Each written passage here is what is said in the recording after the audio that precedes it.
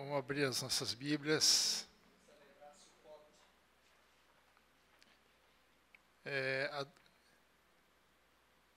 Deuteronômio, capítulo 16. Deuteronômio, capítulo 16, verso 13 ao verso 17.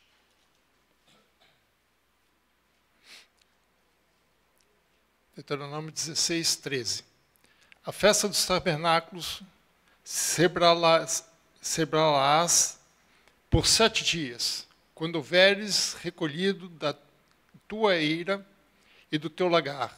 Alegrar-te-ás na tua festa, tu e o teu filho e a tua filha, o teu servo e a tua serva, e o levita e o estrangeiro, o órfão e a viúva que estão dentro das tuas cidades. 7 dias celebrarás a festa do Senhor teu Deus, no lugar que o Senhor escolher, porque o Senhor teu Deus há de abençoar-te em toda a tua colheita e em toda a obra das tuas mãos, pelo que de todo te alegrarás. 3 vezes no ano, todo varão entre ti aparecerá perante o Senhor teu Deus, no lugar que escolher, na festa dos pães asmos, nas festas das semanas, na festa dos tabernáculos, porém não aparecerás de mãos vazias perante o Senhor. Cada um oferecerá na proporção em que possa dar, segundo a bênção que o Senhor, seu Deus, lhe houve concedido. Há 2 passagens sobre essa festa, chamada Festa dos Tabernáculos, em hebraico Sukkot. Deuteronômio 16, que nós acabamos de ler, e Levítico 23, 33 a 34. Na abertura do culto, nós lemos o Salmo 118, que é um dos salmos que, normalmente, os judeus, nesse período, eles leem, né, nas suas celebrações. 116, 117, 118, são salmos de celebração dessa festa chamada Tabernáculos ou festa Sukkot. Ela também faz parte de 3 festas chamadas obrigatórias ou festas fixas, em que todo judeu tem que se apresentar diante do Senhor com ofertas, né? No versículo 16 diz pães asmos. Pães asmos está relacionado com a festa de Páscoa. Ela é junto com a Páscoa. Então, quando fala pães asmos, ele está se referindo à festa de Páscoa. Festa das semanas, que é também chamada de Pentecostes. Pentecostes é palavra de origem grega, né, que significa 50º, porque é o 50º dia, depois de 7 semanas, 7 vezes 7, 49, dia seguinte, 50º, Pentecostes. E eles chamam de Shavuot, né, que é semanas em hebraico. E a terceira festa é Tabernáculos, que é Sukkot, que eles vão celebrar a partir, acho que dia 20, se não me engano, segunda-feira. É amanhã, né? Isso, segunda-feira, amanhã, exato. Estava achando que era ainda na outra. Hoje é 19, né? Então, a partir de amanhã, eles celebram essa festa. Ela também é chamada Festa das Colheitas, né? Porque ela comemora no final do ano, ele é comemorado no final do ano agrícola, quando acabava a colheita. Em Êxodo 23, 16, ela nos dá um detalhe a mais dessa festa, que é importante a gente entender. Êxodo 23, 16, diz assim: guardarás a festa da cega, dos primeiros frutos do teu trabalho, que houveres semeado no campo, e a festa da colheita, a saída do ano, quando recolheres do campo o fruto do teu trabalho. Então, você pode olhar o texto, você pode pensar assim, mas não são 2 festas de colheita, né? Cega, né, é a mesma coisa que colheita, né? Mas possivelmente o autor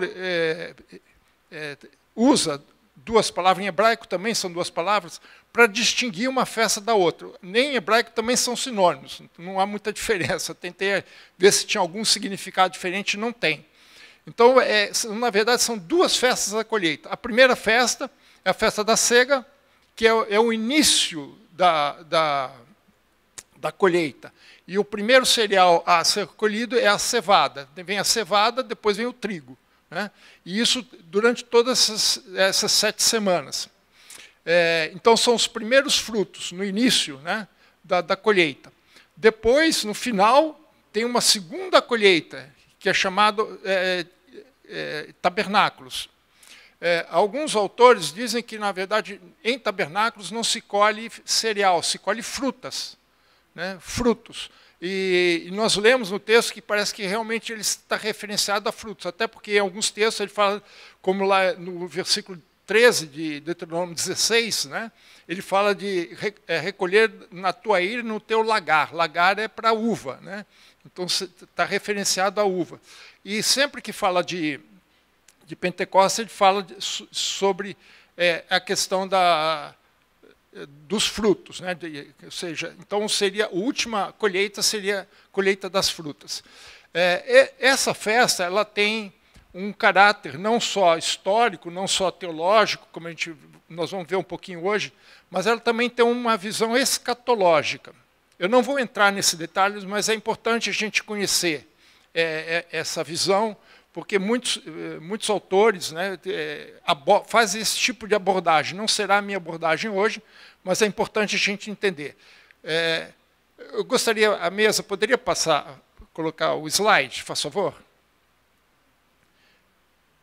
Esse é um slide que faz um resumo, né, para a gente entender a sequência das festas. Então, são 2 conjuntos de festas. Quando fala primavera e outono, não está se referenciado ao calendário ou às estações do ano no Brasil, obviamente. Isso é em relação a Israel, né? Então, o primeiro ciclo de festas se dá na primavera em Israel. Então, começa com Páscoa. Veja que logo em seguida, Pães Asmos, porque está ligado à Páscoa, são sete festas, né? Logo em seguida vem as primícias e a festa das semanas. Então, esse conjunto, né, faz parte do primeiro conjunto de festas. Depois, no 7º mês, começa o segundo ciclo de festas, com trombetas. Então, Páscoa é no início do primeiro mês do ano deles, né, lembrando que eles têm 2 calendários, né, o calendário civil e o calendário religioso. Esse aqui é o calendário religioso, que começa com Páscoa, 10 dias antes da Páscoa, na verdade. 10 dias depois tem Páscoa, Pães Asmos, primícias, semanas, que é Pentecostes. Depois, no segundo ciclo, começa no mês 7, com trombetas. Depois o dia de Yom Kippur, expiação. E agora, cabanas ou tabernáculos, que é o Sukkot. Todas essas festas são proféticas. Ela tem uma projeção profética escatológica. As primeiras festas já se cumpriram escatologicamente, né? Então, Páscoa é a morte de Jesus, né? Pães Asmos, sepultamento, depois primícia, ressurreição. E depois vem a festa da semana, que é Pentecostes, que já aconteceu, né? E é interessante que Pentecostes começa realmente 50 dias depois da ressurreição de Jesus. Porque Jesus morreu na Páscoa. Então, esses números não são à toa, são conforme o calendário. Então, isso nos prova que essas festas também têm esse sentido escatológico. O que nós estamos vivendo hoje ainda é o período da festa de Pentecostes, que é o período da igreja. Esse período vai até trombetas, escatologicamente falando. Depois vem o dia da expiação e a última festa, que é Tabernáculos, que é a última colheita. Então, lá atrás foi a primeira colheita, que já aconteceu em Atos, né? Atos capítulo 2, e como alguns, que até a igreja chama Atos 29, né? Porque nós estamos nesse período ainda, né? E aí depois vai ter uma nova colheita, que são os últimos frutos, que vai ser em cabanas, em tabernáculos. Isso também, nós temos sustentação bíblica. Eu não vou dar toda a sustentação, porque não é o objetivo meu, mas eu vou dar sustentação em 2 versículos. O primeiro versículo é Lucas 10, 2. Referenciando a primeira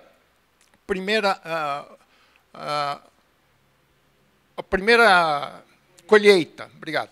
Primeira colheita, primeira seara, né? Lucas 10, 2, diz assim, eles fez o seguinte advertência, Jesus falando, a seara é grande, mas os trabalhadores são poucos. Rogai, pois, ao Senhor da seara que mande trabalhadores para a sua seara.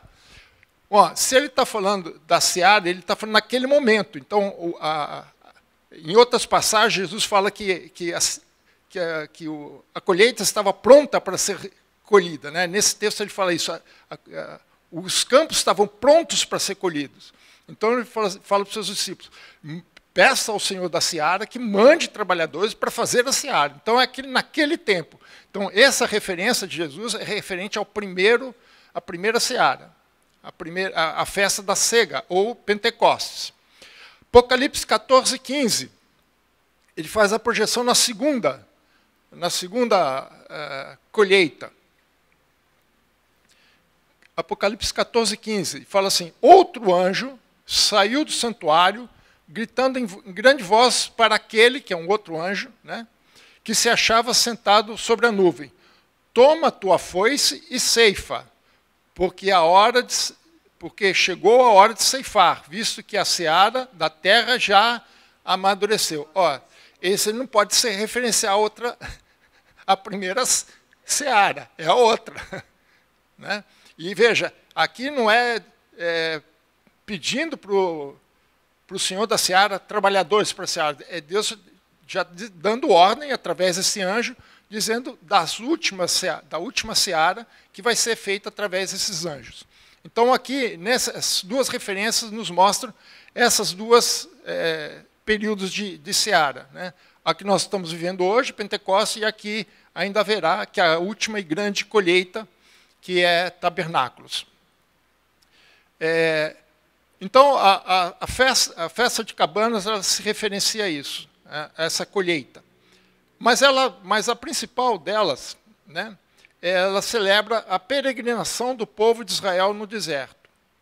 Né? Então, isso está em Levítico 23, 42 a 43. Que fala assim, 7 dias habitareis em tendas de ramos, daí Sucote, né? Todos os naturais de Israel habitarão em tendas, para que saibam as vossas gerações que eu fiz habitar os filhos de Israel em tendas. Né? Quando os tirei da terra do Egito, eu sou o Senhor vosso Deus. Então, a festa, ela se referencia às tendas, né? As tendas, os tabernáculos, as cabanas, porque durante a peregrinação no deserto, eles habitaram em tendas, não tinha como construir casas. Né? Porque o objetivo de Israel, de Deus para Israel, não era viver no deserto, era a terra de Canaã, que era a terra prometida para Abraão. Então, eles estavam ali de passagem. Né? Então, não tinha sentido construir casas. Então, eram tendas ou cabanas. Okay? Então, quando eles constroem essas cabanas, e hoje o pastor Fernando mandou um vídeo muito interessante, né? Eles já estão começando, eles já estão se preparando, eles montam pequenas cabanas em suas casas. Às vezes, eu vi algumas fotos de, até mesmo em apartamento, eles põem uns cantinhos na sala, eles arranjam um jeitinho de colocar as cabanas, e quando é em casa, assim, às vezes as crianças dormem lá dentro e tal, né? E hoje o vídeo que o pastor Fernando, eu falei para o pastor, isso aqui é o sucote móvel, o sucá móvel, porque era um ortodoxo, né? E ele fez uma sucazinha pequenininha, né? E colocou rodas e ele caminhava na rua, ele caminhava com a sua cabaninha. Né? Mas isso é para quê? Para lembrarem do período que a nação passou no deserto. Né? E a terceira coisa relacionada a essa festa, né, é uma festa também para expressar gratidão a Deus. Né? No versículo 40, Levítico 23, ele fala assim, no primeiro dia tomareis para vós outros frutos de árvores frondosas. Veja que ele fala de frutas, né? Ramos de palmeiras, ramos de árvores frondosas e salgueiros e ribeiros. E por 7 dias vos alegrareis perante o Senhor, vosso Deus. Aqui a gente vê um certo contraste entre as duas festas que são sequência, de Yom Kippur, dia da expiação, e tabernáculos. Né? Por que isso? Né? Porque morar em tendas durante 7 dias fazia o povo de Israel lembrar o cuidado de Deus, né, que sustentou Israel durante toda a peregrinação no deserto. E não é só sustentar a nível alimentar, mas também proteção. Né? Nas guerras, quando os primeiros que eles enfrentaram foram os amalequitas e tantas outras depois que eles tiveram que enfrentar. Né? Então, mostra o cuidado de Deus nesse caminhar com o povo. Né? Então, isso é para celebrar, é motivo de alegria. Né? Então, e a colheita, né, está relacionado com esse suprimento de Deus. Né? No deserto não tem colheita, né, mas vai ter depois. Mas essa colheita que tem no deserto é outro tipo de colheita. Então, essa festa é para celebrar o cuidado de Deus com a nação, o cuidado de Deus com o seu povo. Né? Então, a gente vê aqui assim, um contraste interessante. Né? Se no dia da expiação era marcado por humilhação e por aflição, né? Afligireis a vossa alma, isso está lá no capítulo 16, né? Um pouquinho os versículos anteriores ao Tabernáculos. Já em Tabernáculos já é motivo de alegria, celebração e exaltação. Então, depois como diz o Salmo, né? Depois do choro, né? Vem a alegria, vem o dia seguinte, né? com alegria. Né? Então, o choro pode durar uma noite inteira, mas a alegria vem pela manhã. Então, a festa de tabernáculos tem essas características. Né? Eram festas fixas, obrigatórias, todo judeu teria que se apresentar diante do Senhor, não poderia se apresentar de mãos vazias, sempre teria que levar uma oferta em gratidão. Né? Então, é uma festa de gratidão, uma festa de celebração, e uma festa para recordar, lembrar o cuidado de Deus durante toda a peregrinação dele no deserto. Então, essa festa tem tem essas características. Mas, para nós, né, como é que a gente pode ver isso? Né? Então, se a gente olhar um pouquinho com mais cuidado as razões e o motivo dessa festa, né, nós vamos ver que nós também temos motivos para celebrar. Não fisicamente, ninguém vai construir uma tenda em casa, né? Mas na sua essência. As festas importantes, irmãos, não é a festa em si, não é o fato em si. O fato em si não tem muito significado, mas o que ela representa. Eu gosto do judaísmo no sentido que eles têm muito esse conceito de memoriais. Né? É você lembrar de algo, é para você não esquecer algo. Né? Você lembrar sempre alguma coisa.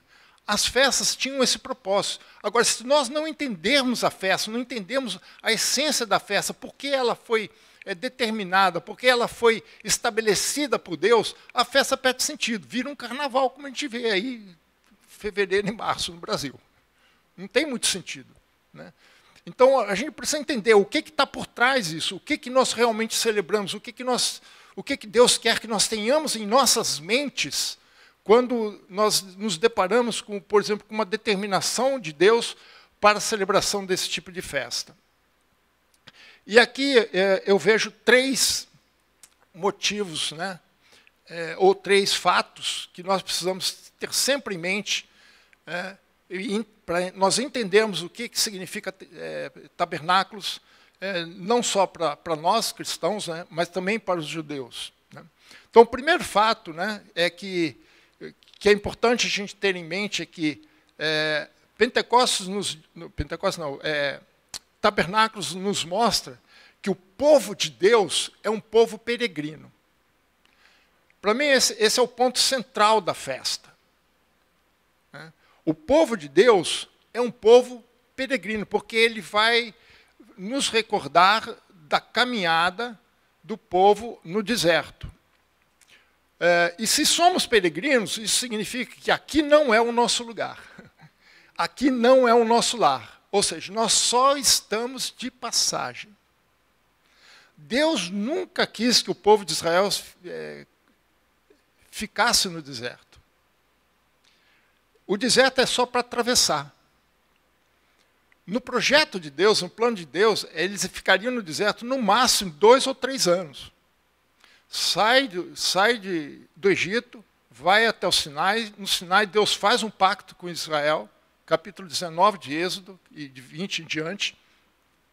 Ele organiza aquele povo, que era uma grande família, 12 tribos, transforma aquele povo numa nação, dá uma constituição, dá leis, organiza o povo, e logo em seguida ele segue, fica mais ou menos uns 2 anos ali, segue em frente, segue para conquistar a terra, aquilo que Deus tinha prometido para eles. Então Deus não queria que eles ficassem no deserto, eles queriam, a promessa é Canaã, não é o deserto. Então, eles tinham que seguir em frente. O problema é que aconteceu lá em Cades Barneia, que parece que a coisa não deu muito certo, eles tiveram que voltar a ficar 40 anos, mas o objetivo de Deus não foi os 40 anos. Agora, isso mostrava, nos mostra, né, que como peregrinos, nós não devemos pensar em segurança, né, segurança plena, pelo menos, neste mundo. Né? Nós ficamos, às vezes, fascinados por aquilo que o mundo pode fazer, mas o que o mundo nos oferece, na verdade, conspira contra o povo de Deus. Veja, primeira carta de Pedro, capítulo 2, versículo 11. Primeira carta de Pedro, capítulo 2, versículo 11. Diz assim: amados, exorto-vos como peregrinos e forasteiros, que sois. Nós somos forasteiros. Alguém falou que nós somos ETs, somos extraterrestres. Né? E vos absterdes das paixões carnais que fazem guerra contra a alma. Então, o que está no mundo, ele guerreia contra nós. Eu não vou entrar em alguns detalhes aqui, porque está sendo gravado, né? Está sendo transmitido. Né? Mas o fato é que há uma conspiração contra o povo de Deus. E não é de hoje. E não é simplesmente contra a igreja, porque lembra que o povo de Deus não é só a igreja cristã. E antes de Cristo, o que tinha? E o povo judeu é o povo mais perseguido na história humana. Então, a perseguição contra o povo de Deus é coisa milenar. Porque o mundo jaz no maligno. Então, nós não podemos esperar que o mundo nos dê segurança, porque a primeira coisa que aconteceu com Israel quando saiu do Egito foi enfrentar os amalequitas. Foi gente que se opôs a Israel. Eles mal tinham saído, se libertado, tinham acabado de passar lá pela fuga do faraó, pelo mar. Quando, de repente, se encontra um exército na frente querendo impedir que eles seguem em frente. E foi assim até chegar em Canaã. Então, irmãos, nós não podemos nos fixar nas coisas do mundo. Né? Nós somos peregrinos. Quem está de passagem num país não vai se assegurar nas coisas daquele país. Né? Então, o Paulo nos instrui lá em Colossenses 3:2 que nós devemos pensar nas coisas lá do alto. Por que isso? Porque lá é a nossa pátria. Né? Em Colossenses 3:2 ele ainda diz: não os das coisas daqui da terra, porque essas coisas são passageiras. Essas coisas conspiram contra nós. Então, a nossa peregrinação, essa caminhada no deserto, né, aponta para a transitoriedade deste deserto, ou seja, deste mundo. Isso aqui vai passar. O deserto não é o nosso destino. O deserto é apenas um caminho pelo qual nós devemos passar. Entre o Egito e Canaã, sempre vai ter o deserto. Não tem como você sair do Egito e chegar em Canaã sem passar pelo deserto. Quem já foi para Israel sabe, o deserto ali do sul, da península do Sinai. Né? Agora, o problema não é quando o mundo nos odeia. Né? Veja-se João 15, 19. João 15, 19. Jesus dizendo assim, se vós fosseis do mundo, o mundo amaria o que era seu. Como, todavia, não sois do mundo, pelo contrário, dele vos escolhi, por isso o mundo vos odeia. Então não espere nada do mundo, irmãos. Só oposição. Agora, o grande problema não é quando o mundo nos odeia. O nosso problema é quando o mundo nos ama. Porque se o mundo nos ama, é porque nós estamos conformados com este mundo. Se o mundo nos ama, é porque não há distinção entre nós e o mundo. E o que Jesus disse é que o mundo nos odeia, porque nós não somos desse mundo. Então vai haver oposição. Vai haver amalequitas na tua vida.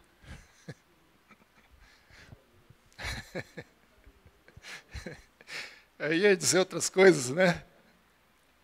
Isso aí está lá em Êxodo 17, né? Os amalequitas, né? Os amalequitas saíram para pelejar contra Israel. Eles nem chegaram no Sinai, irmãos. Nem chegaram no Sinai. Mal saíram lá do Mar Vermelho, eles ainda estavam cantando, lembrando lá, Miriam, lembrando a vitória do Senhor. E aparece lá um exército para se opor a eles.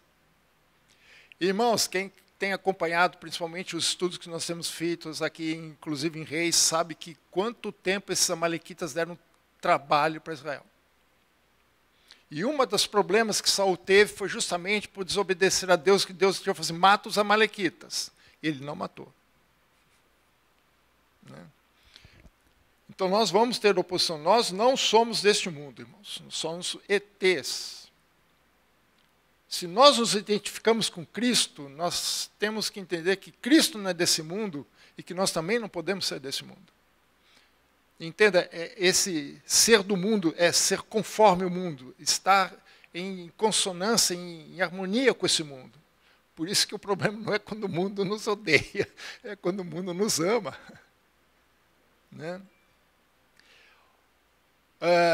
O que nós temos que olhar é que nós, se somos peregrinos, se somos forasteiros, se estamos em caminhando, né, é porque nós estamos de passagem para algum lugar. Nós estamos aqui, mas estamos querendo alcançar algum lugar. E esse lugar é aquilo que Deus tem preparado para nós. Veja que Paulo fala em Filipenses 3:20. Filipenses 3:20. Tem duas passagens que eu achei interessantes, essas duas passagens, por um detalhe que em português a gente não percebe. Filipenses 3:20 diz assim, pois a nossa pátria está nos céus, de onde também aguardamos o Salvador, o Senhor Jesus Cristo. Ou seja, que Paulo está dizendo que a nossa pátria está no céu. Agora vamos à segunda passagem, que é Hebreus 11:16. Para poder fazer comparação entre as duas. Mas agora aspira a uma pátria superior. Isto é, celestial. Por isso, Deus não se envergonha deles, de ser chamado seu Deus, porquanto lhes preparou uma cidade. Sabe qual é o detalhe interessante aqui, irmãos? Que a palavra pátria em Filipenses 3:20 não é a mesma de Hebreus. Em português deu a mesma tradução, mas não é a mesma em hebraico, em grego. A segunda sim é pátria, do jeito que está, pátria, patris, né, em grego. Mas a primeira não é. A primeira se refere à nossa cidadania. Eu achei interessante, é um detalhe interessante. O que Paulo está dizendo é que a nossa cidadania não é daqui. Nós não somos cidadãos da terra. Por isso que em Hebreus ele fala que nós temos uma outra cidade, porque cidadania se refere à cidade, cidadão é o morador da cidade. Então, nossa cidade não é essa, nossa cidadania não é daqui, é de outra. É aquela que é celestial. Por isso nós somos não só peregrinos, irmãos, nós somos estrangeiros. Nós somos de outra pátria. Nós somos cidadãos de outra cidade. Nós estamos aqui, mas não somos daqui. Estar é algo transitório, algo passageiro, algo que pode mudar. Mas ser é essência. É aquilo que você é e acabou. E quando a gente vai contra a essência, dá problema. A gente tem visto aí. Eu não vou falar porque os irmãos não entendem. Né? Não adianta você ir contra a natureza, aquilo é essência. Então a essência não muda. O que é transitório é estar. Então o que nós somos em essência, é cidadãos de uma outra pátria, de uma outra cidade, não dessa, mas a celestial. Lá é a nossa verdadeira pátria. Por isso que Paulo fala assim, pensai das coisas lá do céu, porque a nossa pátria está lá, e não aqui. Então essa peregrinação, irmãos, Sucote nos remete a isso. Sucote nos faz lembrar que nós somos peregrinos. O povo de Deus é um povo peregrino. Nós somos estrangeiros, estamos só de passagem. O segundo fato relacionado a isso é que Deus habita no meio do seu povo. Êxodo 25, 8. Êxodo 25, 8. E aqui é novamente a questão do tabernáculo, né? Esse texto de Êxodo, a partir do 25, é muito interessante, porque ele vai falar sobre o tabernáculo que Deus orientou Moisés a construir. Né? E me farão um santuário. Para o quê? Para que eu possa habitar no meio deles. É interessante porque Deus não manda, Ele não tira o povo para habitar em tendas e larga o povo lá. Ele habita junto com o povo. Veja o capítulo 29, versículo 43 e 46.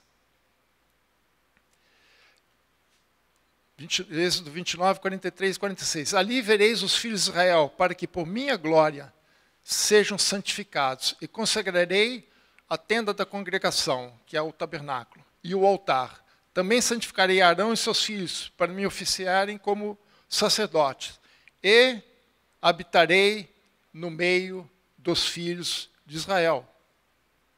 E serei seu Deus, e saberão que eu sou o Senhor, seu Deus, que tirou da terra do Egito para habitar no meio deles. Diz o Senhor, eu sou o Senhor, seu Deus. Êxodo 29, 43 a 46. E o que é interessante aqui, irmão?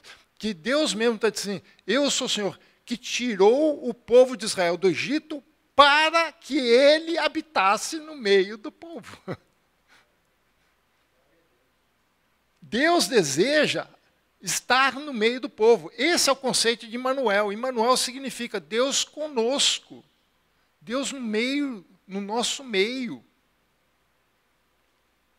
Então, o tabernáculo, irmãos, representava a presença de Deus no meio do povo. E outra coisa interessante é que o acampamento de Israel era em torno do tabernáculo. A nação, ela ali no Sinai, quando Deus ordena a montagem do tabernáculo, ele também ordena como o povo tinha que se distribuir no acampamento. E o centro do acampamento ficava o tabernáculo, que simbolizava a presença de Deus, como nós vimos lá em Êxodo. Veja Números, capítulo 2, Números capítulo 2, versículo 1 e 2. Disse o Senhor Moisés a Arão: os filhos de Israel se acamparão junto ao seu estandarte. Cada tribo tinha um estandarte. Segundo as insígnias da casa de seus pais, segundo as 12 tribos de Israel. Agora veja o detalhe interessante. Ao redor, de frente para a tenda da congregação, se acamparão. 2 detalhes, irmãos. Primeiro, ao redor da tenda. Deus é o centro. Deus ocupa o lugar central. E ele também está em tendas, irmãos. Ele não está em casa. Ele não está em casa. Quando Davi quis construir o tabernáculo, Davi recebeu uma reprimenda de Deus. Eu falei assim, desde quando eu quis morar em casa? Eu sempre habitei assim. Deus nunca planejou o templo. Sabe por quê, irmãos? Porque o templo é fixo. O tabernáculo é móvel. E quando eles chegam em Israel, quando a gente lê principalmente Juízes, depois os reis, vão ver que o tabernáculo ficou em várias cidades, ele não ficou parado numa cidade só. Ela essa realidade só mudou com o surgimento do templo. O templo foi ideia de Davi, Deus concordou. Não, tudo bem, Davi, eu vou realizar teu sonho. Mas Deus falou para Davi, nunca foi meu projeto. Porque é Deus conosco, Deus habitando entre nós. Ele estabeleceu o tabernáculo para habitar entre nós. Então o povo de Deus estava em tendas, ele também estava. E ele ocupava o lugar central. O segundo detalhe aqui, irmãos, é que toda cabana, ou toda tenda dos judeus, dos israelitas, tinha que ser de frente para o tabernáculo.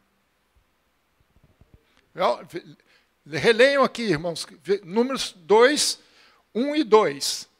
Números 2, 1 e 2. Disse o Senhor a Moisés: os filhos de Israel se acamparão junto ao seu estandarte, por tribos, segundo as insígnias da casa de seus pais, ao redor,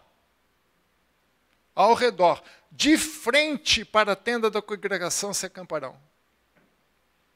Então, ele não era apenas o centro, mas você não podia... A porta da tua casa, da tua tenda, tinha que estar de frente para a tenda. Não importa se estivesse ao sul ou ao norte, ela sempre tinha que estar... Quando você saísse da sua casa, você tinha que estar de frente para o tabernáculo. Ou seja, você tinha que estar de frente para Deus. Vocês entenderam isso, irmãos?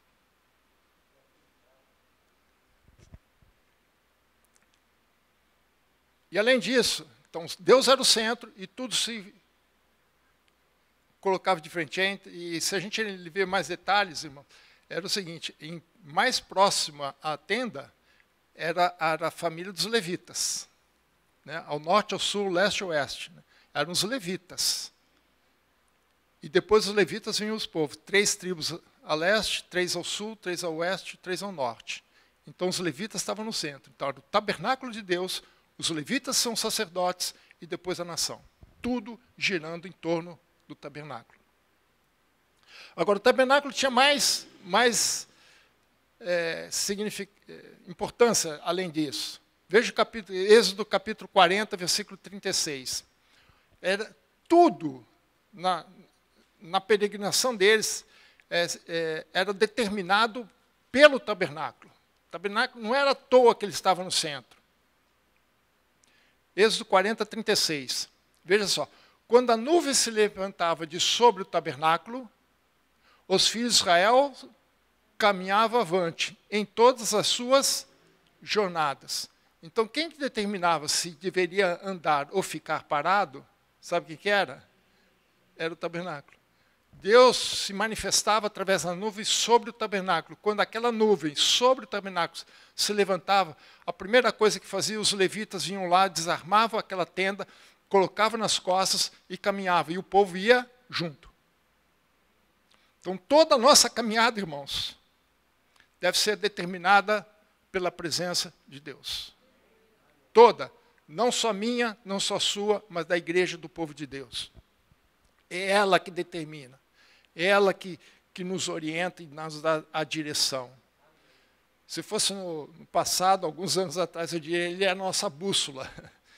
né? Hoje eu tenho que falar, ele é o nosso GPS, nosso Waze, né? Mas é ele que... E os levitas faziam isso. Veja só, Números 10, 17. Números 10, 17. Então, desarmaram o tabernáculo, e os filhos de Gerson e os filhos de Merari partiram levando o tabernáculo ia junto. Ele não ficava preso. Então, onde o povo vai, Deus está junto. Essa é a ideia que a festa de tabernáculos nos mostra. Aí você pode pensar, mas pastor, isso é tudo lá com Israel, né? Não, é conosco também. Isso não mudou. É o que eu falo, nós temos que buscar os princípios, as bases, o significado, e não o fato em si. Abra comigo, segunda carta de Paulo aos Coríntios, capítulo 6, versículo 16. São verdades espirituais que nós temos que pegar a essência para entendermos a nossa caminhada aqui. 2 Coríntios 6, 16, diz assim, que ligação há entre o santuário de Deus e os ídolos?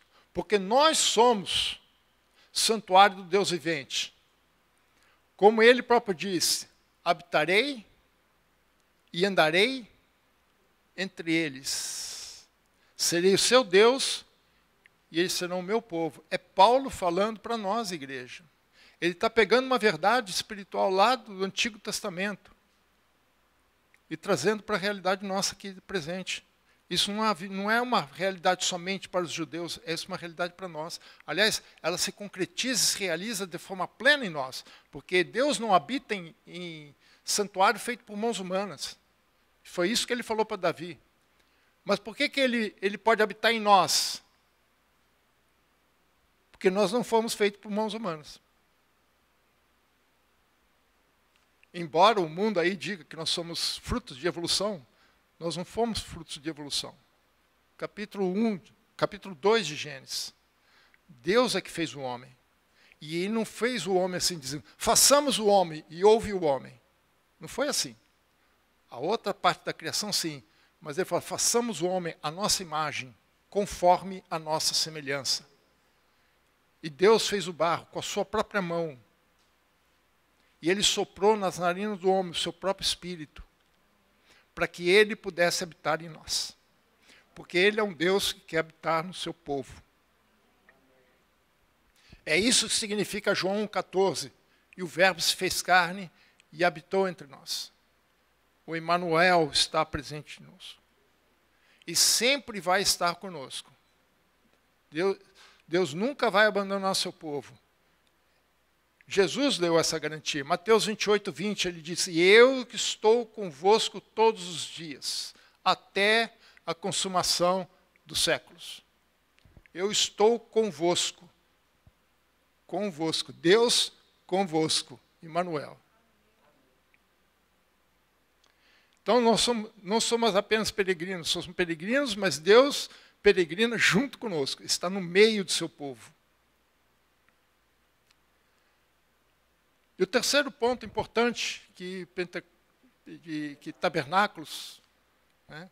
Acho que eu estou me adiantando aqui, Pentecostes, né? Eu espero mais um pouco, até o início do ano que vem, mas de tabernáculos, é que Deus não caminha conosco à toa, irmãos. Ele não simplesmente diz, vamos lá fazer uma companhia com eles. Não estou fazendo nada mesmo, vamos lá caminhar com os caras. Não, não é isso. Deus está conosco porque Ele quer estar conosco e porque Ele quer cuidar de nós. Um dos pontos importantes da festa é a celebração da colheita. Mas por que eles estavam no deserto ainda? Não tinha nem como colher nada, porque no deserto não planta nada. Hoje, com as tecnologias modernas, tudo bem. Mas naquela época não tinha jeito. O que vai plantar no deserto? Só se for cactos. Mas o que nos mostra isso? Que Deus, acima de tudo, Ele não tira o povo simplesmente e abandona o seu povo. Mas também Deus cuida do seu povo. Deus também é a nossa provisão. É por isso que celebra a colheita. Nós vamos entender isso. Deuteronômio 16:15, né? Voltando lá para o texto da festa, né? Ele fala assim, Deuteronômio 16:15, 7 dias celebrarás a festa do Senhor teu Deus, no lugar que o Senhor escolher, porque o Senhor teu Deus há de abençoar-te em toda a tua colheita e em toda a obra das tuas mãos, pelo que de todo te alegrarás. Por isso que é uma festa. Aqui é festa. Yom Kippur não é festa. Aqui é festa, é celebração. E quando vocês olham lá os sacrifícios que tinham que fazer, você não vai ver sacrifício pelo pecado, porque o pecado já foi. Yom Kippur. Agora é holocausto, celebração, consagração, agradecimento, louvor. Ofertas de manjares, oferta de louvor. É esse tipo de sacrifício que eles tinham que fazer. Salmo 78, 23 a 25. Depois, irmãos, leiam esse salmo. Ele é um pouco longo, né? É um dos, tirando o Salmo 119, é um dos maiores salmos que tem. Porque ele se refere a esse fato. Mas vamos ler só o versículo, Salmo 78, versículo 23 a 25. Diz assim, irmãos, presta atenção nesses versículos, irmãos, presta atenção. Nada obstante, ordenou as alturas e abriu as portas do céu.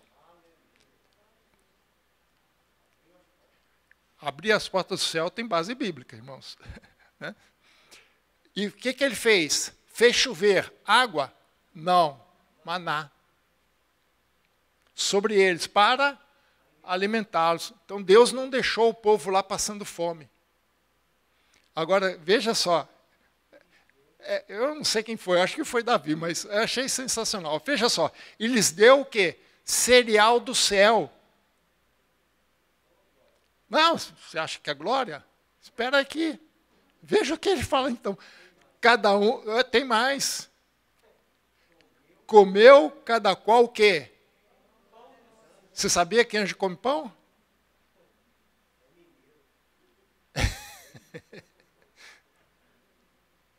O pão dos anjos. E eu nem sabia que anjo comia pão. Mas ele fala o pão dos anjos. Enviou-lhes ele comida a fartar. Ninguém passou fome. E no deserto, irmãos, no deserto de Israel eu não passei, já fui em outro. Né? Quando estava trabalhando na empresa, tive que ir para os Estados Unidos, fui lá no deserto Sonora, no Arizona, é mais ou menos igual. Né? É seco mesmo, não tem nada, né? Você não planta ali. Mas Deus supriu todas as necessidades do povo, são 3 milhões de pessoas, não faltou comida, comida do céu, olha aí, a fartar. Ou seja, no deserto, Deus tira tudo de nós, para que nós dependamos exclusivamente dEle. Não tinha como o povo plantar, não tinha como o povo produzir nada. Mas Deus não deixou o povo faltar nada. Deus tira a nossa autossuficiência para que Ele seja a nossa suficiência. Meus irmãos, o que Deus está dizendo para o povo de Israel é o seguinte, eles deveriam se lembrar de que assim como Deus havia sustentado o povo durante a peregrinação do deserto, assim eles também seriam sustentados na terra prometida. Aquilo ali era um ensaio, era um treinamento. Por isso que lá, quando a gente lê no texto de Deuteronômio 16, ele fala que no futuro, quando haver colheita, lá no futuro, porque Deus há de abençoar você, porque Deus te dará colheita. E Deus está provando a sua fidelidade aqui. Ele falou assim, se eu fiz isso no deserto, num lugar árido, o que eu não posso fazer numa terra que mana leite e mel? O que nós precisamos é aprender a depender de Deus. Não é fácil, irmãos. O povo de Israel precisou de 40 anos. Não foi fácil. Mas o mesmo Deus que sustentou aquela 3 milhões de peregrinos no deserto também tem condições e plenas capacidade de nos sustentar. Assim como ele foi toda a suficiência para Israel, ele também é a nossa suficiência. 2 Coríntios, capítulo 9, versículo 8. 2 Coríntios 9, 8. Deus pode fazer-vos abundar em toda a graça. Eu já falei aqui, Deus é um Deus de superlativos. Né? Ostentação, né? Como o pessoal fala. Porque nada com Deus é pouco. Eu gosto dessas palavras porque é tudo superlativo. Ele fala assim, pode fazer-vos abundar. Abundar não é só na medida certa, é demais. A fim de que, tendo sempre, em tudo, olha as palavras aqui, ó, ampla suficiência. E não é só abundar, é superabundante. Superabundante graça. Onde o pecado abundou, superabundou a graça. Né? E em toda boa obra. O que Deus quer é ser nosso... Deus não nos tira do Egito, nos deixa peregrinar no deserto e nos abandona lá, não. Aqueles que morreram no deserto é porque eles abandonaram Deus, não o contrário. Mas Deus sustentou aquele povo. Se vocês lerem depois lá em Deuteronômio, principalmente os primeiros capítulos, quando Moisés faz a recapitulação da peregrinação, principalmente no início de Deuteronômio, vocês vão ver o que Moisés traz de testemunho, lembrando o povo, o que Deus fez para aquele povo.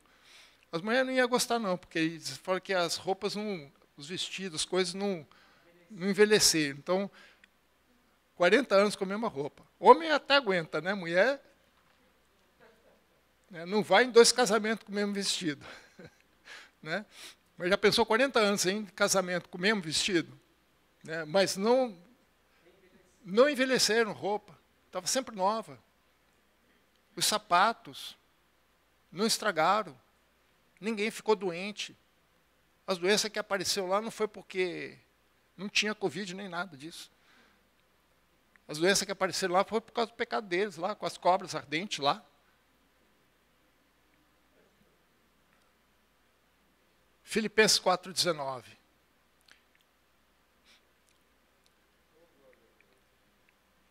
Esse eu sei que o pastor gosta, já decorou.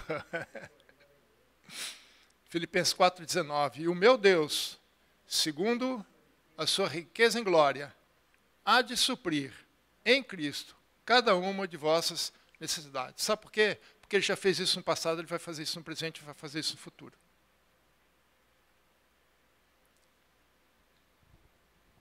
Isso é tabernáculos, irmãos. Nós somos peregrinos, realmente somos peregrinos. Nós estamos de passagem, mas Deus não nos abandona aqui. Ele está conosco junto. Ele está nessa caminhada com vocês, está caminhando comigo. Ele sabe qual é cada uma de nossas necessidades. Ele vai suprir as nossas necessidades. Daquilo que nós realmente precisamos, porque Ele sabe que nós precisamos. Para que nós possamos continuar nessa caminhada, sair do deserto e alcançar aquilo. Como conclusão, irmãos, a festa de tabernáculos nos faz lembrar que estamos em uma peregrinação. Mas é uma peregrinação de fé e pela fé. Assim como foi a peregrinação de Abraão. Hebreus 11, 8 e 9. Assim como Abraão peregrinou, nós também somos peregrinos. Diz assim, pela fé, Abraão, quando chamado, obedeceu, a fim de ir para um lugar que deveria receber por herança. E partiu sem saber aonde ia. Loucura, né? Imagina a cara de Sara falando, Abraão, você está louco, você está velho, hein? Pela fé, peregrinou na terra da promessa, como terra alheia, estrangeira, habitando em tendas, tabernáculo, com Isaque e com Jacó, seu filho e seu neto, herdeiros com ele das mesmas promessas. E a Bíblia diz que os verdadeiros filhos de Abraão são os da fé, ou seja, somos nós. Então, assim como a promessa, né, dada a Abraão, depois Isaque e Jacó, herdeiros dessa promessa, nós também somos herdeiros dessa promessa. E assim como ele peregrinou nessa terra, na terra da promessa, nós também somos peregrinos. E assim como ele habitou em tendas, nós também habitamos em tendas. Que tabernáculo seja uma realidade em nossas vidas. Lembrando sempre a nossa posição em Deus. Que nós, como povo de Deus, somos peregrinos. E que apesar de estarmos nessa peregrinação, Deus está conosco, nós não estamos sozinhos. E que Deus nos supre cada uma de nossas necessidades, porque é Ele que nos tirou e Ele que nos sustenta. Amém? Deus os abençoe.